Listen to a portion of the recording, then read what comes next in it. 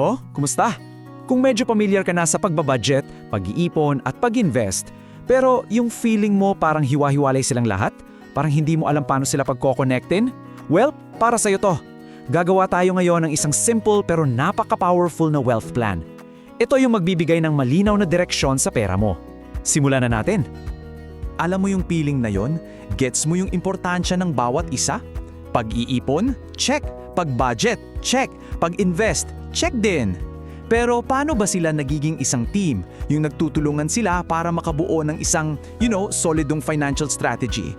Diyan na diyan pumapasok ang pagkakaroon ng isang malinaw at nag-iisang wealth plan. At huwag kang mag-alala, hindi to komplikado. Ang pinakamadaling paraan para isipin to, isang financial roadmap. Parang Waze o Google Maps para sa pera mo.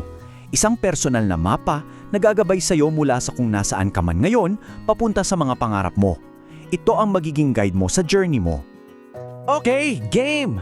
Bago tayo mangarap ng kung ano-anong destinasyon, ang pinakaunang kailangan sa kahit anong mapa, di ba, ay yung alamin kung nasaan ka. Ito ang unang hakbang, ang pagtukoy sa iyong financial starting point. Dito mismo tayo magsisimula. Napakasimple lang nito. Promise, 3 step lang.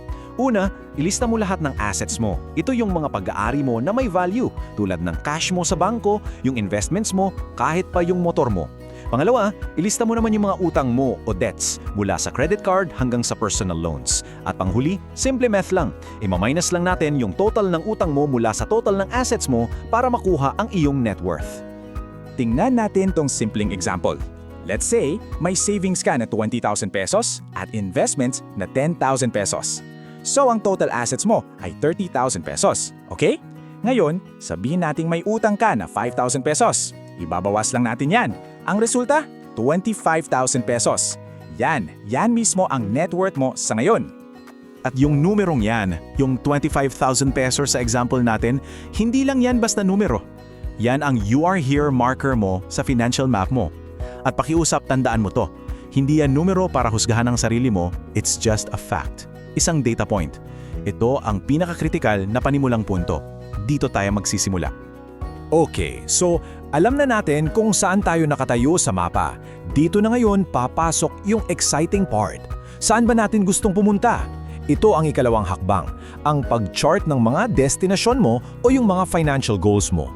Para mas maging organisado, hatiin natin yung mga pangarap mo sa 3 kategorya, base sa kung gaano kabilis mo gustong maabot.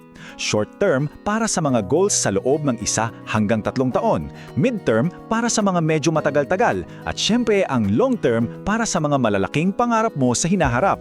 So ano bang mga halimbawa nito? Sa short term, pwede yung pagbuo ng 6-month emergency fund mo.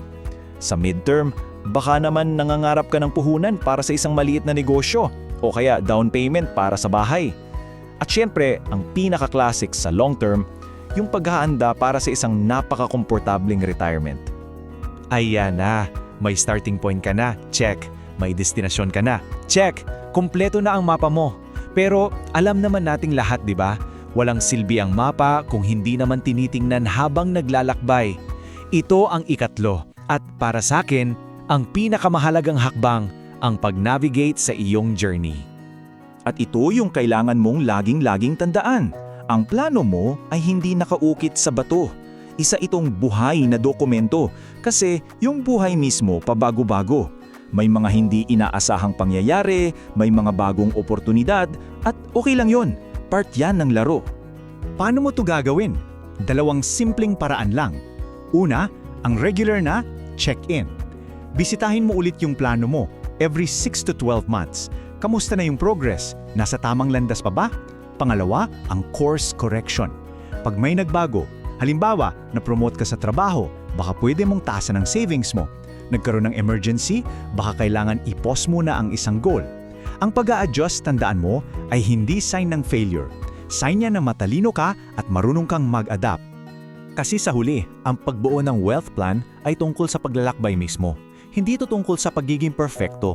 Ang pagkakaroon ng gabay o roadmap, yan ang nagbibigay sa iyo ng kapayapaan ng isip at ng kapangyarihan para mag-navigate kahit ano pa ang iharap sa iyo ng buhay. At ito yung pinaka-importanting aral sa lahat. Maraming nag-aakala na ang pagyaman parang loto, swertehan lang. Pero alam mo, maling-mali yun. Ang tunay na sekreto sa pagbuo ng yaman ay nasa maayos na pagpaplano at mahabang pasensya. Yun lang talaga yun. Kaya ngayon, ang tanong ko ay para sa'yo.